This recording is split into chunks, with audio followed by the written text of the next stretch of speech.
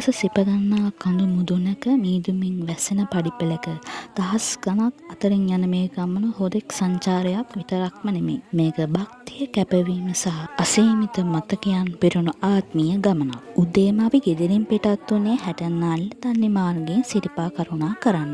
අපි සිරිපාදේ නගින්න පටන් ගත්තේ රෑ 9:00 වුණා. මේ මගේ පළවෙනි සිරිපා කරුණාව නිසා පඩිපෙළවල් එකිනෙකට නගිද්දි දැනුණු කකුල්වල වේදනාව නම් කියලා වැඩක් නැහැ. ඒ හැම තැනකදීම මගේ හස්බන්ඩ් එයාගේ දෙවෙනි සිරිපා අත්දැකීමත් එක්ක මගේ අතින් අල්ලාගෙන උඩ මළුවට එක්කගෙන ගියා. කොහොම හරි පාන්දර 3 වෙද්දි සිරිපා මළුවට ගිහින් බුදු සමඳුන්ගේ ආශිර්වාදය ලබා ගත්තා. ඉතින් අපි පැය 12ක් විතර ඇතුළත කකුල් රිදෙනකම් කන්ද නැගලා ආපහු ගෙදර එනකම් අපිට වුණ හැම දෙයක්ම අද බ්ලොග් එකෙන් ඔයාලට බලා ගන්න පුළුවන්.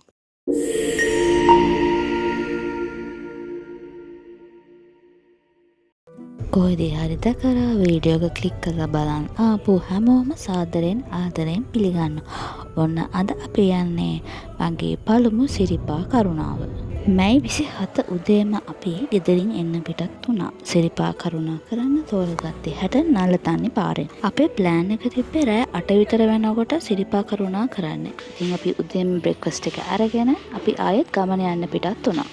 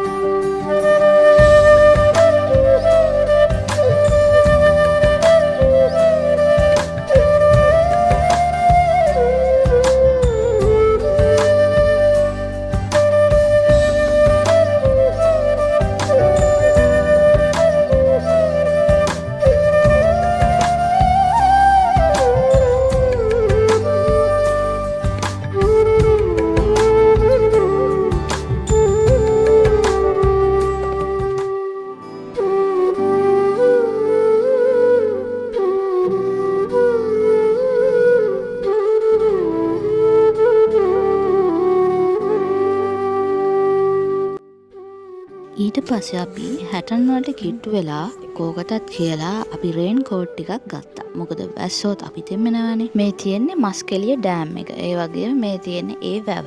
ඉතින් මේ වැව වටේ තමයි යන්න තියෙන්නේ අපේ රෝඩ් එක ශ්‍රීපාදයට යන්න. අපි ඉතින් එතනට ගිහිල්ලා අපේ බඩු තියන්න අපි ඉතින් හොටල් එකකින් රූම්ස් දෙකක් ගත්තා. ඊට පස්සේ අපි රැට කන්න ආවා. රැට කාලා ශ්‍රීපාදේ නගින්න පටන් ගත්තා.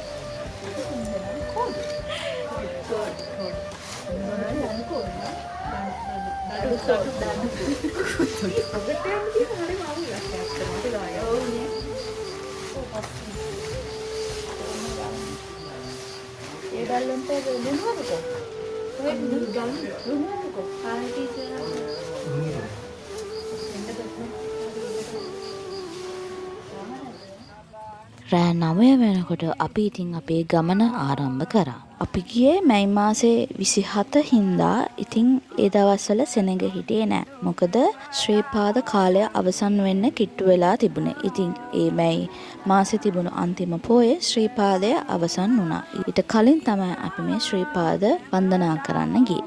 අපි 4 දෙනාගෙන් අපි 3 දෙනෙක්ම කෝඩු හින්දා අපි ඉතින් කෝඩු පැකට් ගත්තා ඉදිකටු පානේ පූජා කරන්න. සිරිපා කරුණා කරන්න ඉතින් විවිධ මාර්ග තියෙනවා. ඒ මාර්ග වලින් ගොඩක්ම ලේසි නල්ලතන්නේ මාර්ගයෙන් ශ්‍රීපාද කරුණා කරන්න තමයි. මේ පාරේ දුර ප්‍රමාණය සහ මග සලකුණු ගැන දැනගෙන යන එක ගොඩක් වටිනවා. මොකද මේක සිරිපා කරුණා කරන්න තියෙන කෙටිම මාර්ගය වගේම ජනප්‍රියම පාර වුණත් දිගටම පඩිපෙළ තියෙන නිසා කකුල් වලට දැනෙන අමාරුව පොඩ්ඩක් වැඩි. අපි තමයි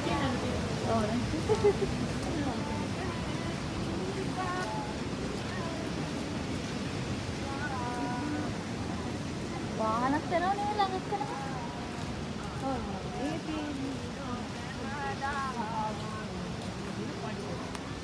කොටක් ගහන්න. පෙනෙක් දෙන්නේ නැහැ. නල්ල තන්නිය පාලම අසයෙන් ආරම්භ වන මේ මාර්ගය ශ්‍රීපාද කඳමුදුන. ඒ කියන්නේ සිරිපා මළුව දක්වා මුළු දුර කිලෝමීටර් 5ක් විතර වෙනවා. උඩටම යන්න අපිට පඩිපෙල් 5500ත් 6000ත් අතර ප්‍රමාණයක් පසු කරන්න සිද්ධ වෙනවා. සාමාන්‍යයෙන් කන්ද නගින්න පැය 3ක් 6ක් අතර කාලයක් ගත වෙනවා. යන අතරමඟ අපිට පුංචි යාළුවෝ සෙට් එකකුත් හම්බුණා. ඊට පස්සේ කෝඩුව අපි පඳුරුත් බැඳගෙන 9:00 වෙනකොට මකර තොරණ ගාවට ආවා. අපි ඊට පස්සේ පැය භාගයක් විතර ආයෙ නගින්න පටන් ගත්තා. දැන් වෙලාව 10යි. ඉතින් අපි කඩවල් ටිකක් හම්බුනාට පස්සේ පොඩ්ඩක් ගිමන් හැරලා පොඩි තේ එකක් පීලා ආයෙත් අපේ ගමන යන්න පිටත් වුණා.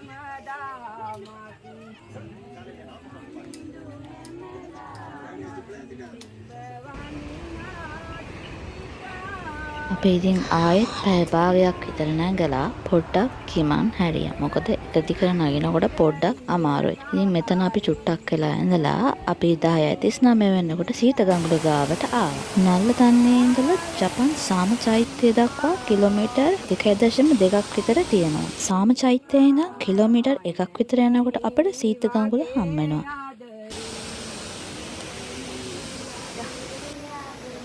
නල්ලතන්නේ ඉඳන් සීතගඟුලට මුළු දුර කිලෝමීටර් 1.3ක් විතර වෙනවා. සීතගඟුලෙන් පස්සේ පඩි ටිකක් ළඟ ළඟ තියෙන හින්දා පොඩ්ඩක් නගින්න අමාරුයි. මේ පඩි මේ ළඟ ළඟ තියෙන.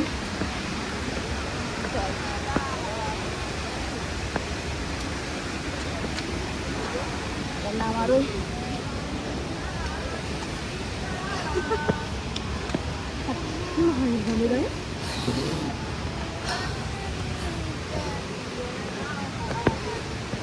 හරිනේ. අල්ලගන්න. උඹ පහළ බලද්දි ගලන් තියෝ. අපතේ. යගනම.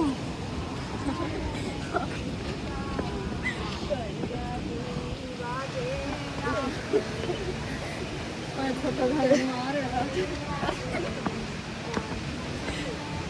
ඒ පඩි ළඟ ළඟ තියෙන එක අපි අරගෙන ආපු බෑග් අන්තිමට අපේ හස්බන්ඩ් ඉස්සරහින් පිටිපස්සෙන් දෙකෙන්ම උස්සගෙන අපිවත් තල්ලු කරගෙන තමයි මේ ටික නැගගෙන ආවේ. පුළුවන්?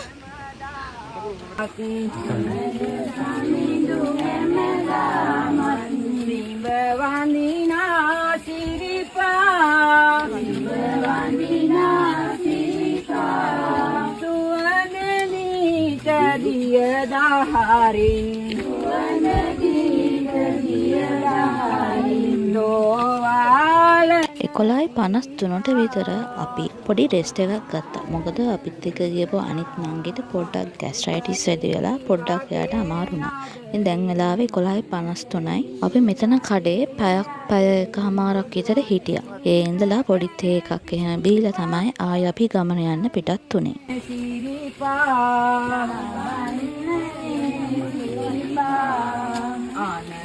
සමිඳු හැමදාමත්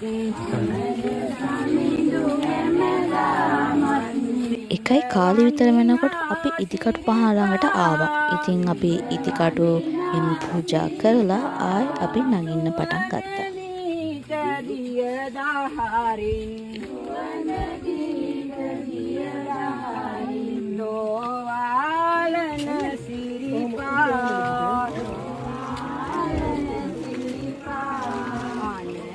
හිමි වගේ ආදරේ වඳින්ට කර පිනිපා මුනිදානනි සමන් බිරේ තබන්නගේ සිරිපා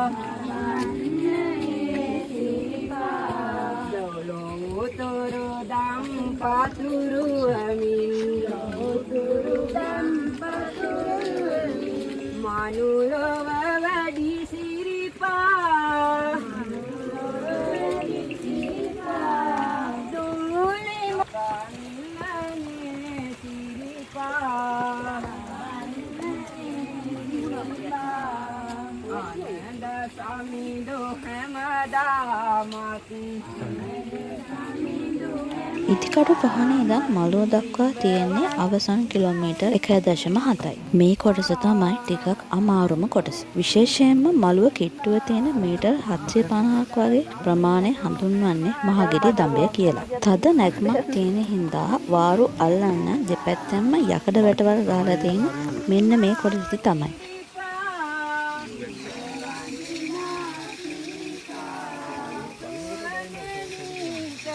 බහිනකොට උතු වෙලාව 1:53යි. චුට්ටයි.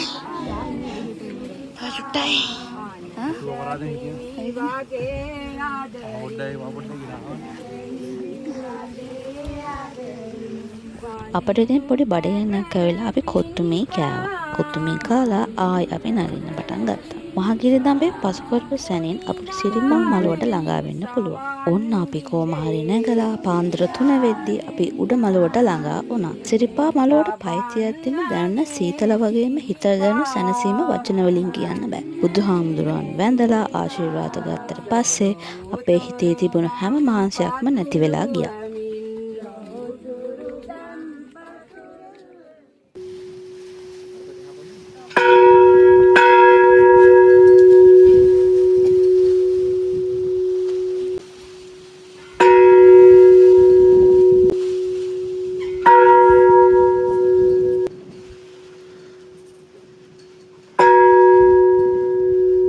ඉතින් ගාන්ටාරේ නාද නොකර යන්න බෑනේ. අපි 4 දෙනාම ගාන්ටාරේ නාද කළා.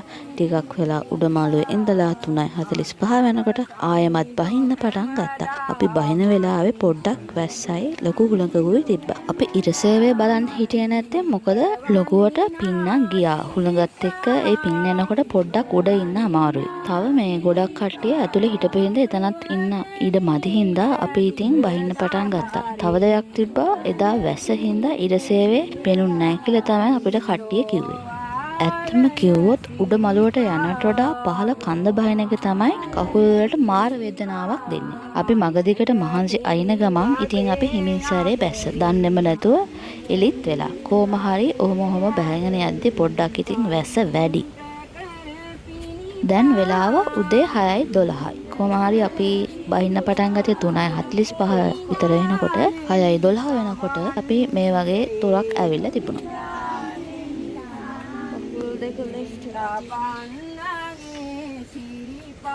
අපිට ඉතින් රෑ නගිනකොට වටපිට ලස්සන බලන්න බැරි වුණානේ. අපි ඉතින් බහින ගමන් වටපිට ලස්සන බල හිමින්සරේ බැස්.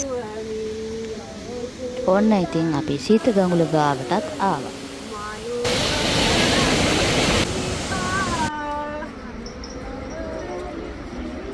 කොහොම හරි උදේ 8:30 වෙද්දී අපි පහලට ආවා. ආපු ගමන් කරේ බඩ පිරෙන රසම රස රයිසන් කරි ටිකක් අපි එතන තිබ්බ කඩේකින් කෑවා. ඒ කෑම ටික නම් කියලා වැඩක් නැහැ. ඉතින් පඩිපෙළ පහින්ට වඩා මේ ෆ්ලැට් පොළව යන එක තමයි පාට අමාරු. පේනවනේ අපි කට්ටිය යන හැටි. අපි ඉතින් බුක් කරපු රුම වලට ගිහිල්ලා හවස් වෙනකම්ම නිදාගත්තා. ඒකල්ලා අපි රැට ගියා කන්න.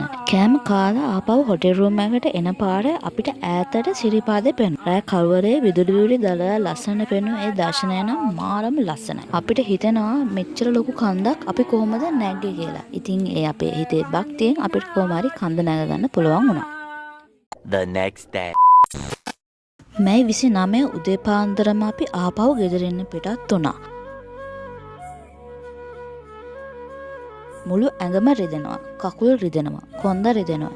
හැබැයි හැම වේදනාවකට වඩා ජීවිත කාලෙම අමතක වුණු සුන්දරම මතකයන් ගොඩක් අරගෙන තමයි අපි මේ ගෙදර ආවේ. ඔයා ශ්‍රීපාදේ කීපාරක් ගිහිල්ලා තියෙනවද කියලා පහලින් කමෙන්ට් එකකුත් දාගෙනම යන්න. මේ ගමනේ මට ලැබුණු ලොකුම සහ වටිනාම තෑග්ග ගැන මම ඔයාලට කිව්වේ නෑනේ. මැයි 28 කියන්නේ මගේ 29 වෙනි උපන්දිනයේ දවස. ඉතින් මගේ ජීවිතේ අලුත් අවුරුද්දක් ලබන ඒ විශේෂ දවසේ පාන්දර ලංකාවේ තියෙන පූජනීයම සුද්ධ වූ කඳුමුදුනට වෙලා මේ විදියට සිරිපා පත්මේ මේ වැඳ පුදාගෙන බුදු සමුදගේ ආශිර්වාදය ලබා ගන්න ලැබුණ එක මගේ ජීවිතේ මම ලබපු මහා පුණ්‍ය කර්මයක් වගේම ලොකු ආශිර්වාදයක් කියලා මම විශ්වාස කරනවා. කවදාවත් අමතක නොවන ජීවිත කාලයටම හදවතේ රැඳෙන සුපිරිම උපන්දින තෑග්ගක් මට මේ පාර ලැබුණා. ඉතින් මේ වොග් එකට කැමති නම් අනිවාර්යයෙන්ම ලයික් කරන්න, කමෙන්ට් කරන්න, ඒ වගේම channel එක subscribe කරන්න අමතක කරන්න එපා. ඊළඟ සිරිපා වාරයේදී ඔයාට ශ්‍රී පාදයේ වන්දනා කරන්න ලැබේවා කියලා ප්‍රාර්ථනා කරන ගමන් එහෙනම් අපි තවත් අලුත් vlog එකකින් හම්බෙනකන් ගිහින් එන්නම්. හැමෝම පරිස්සමෙන් ඉන්න. බුදු සරණයි. bye bye.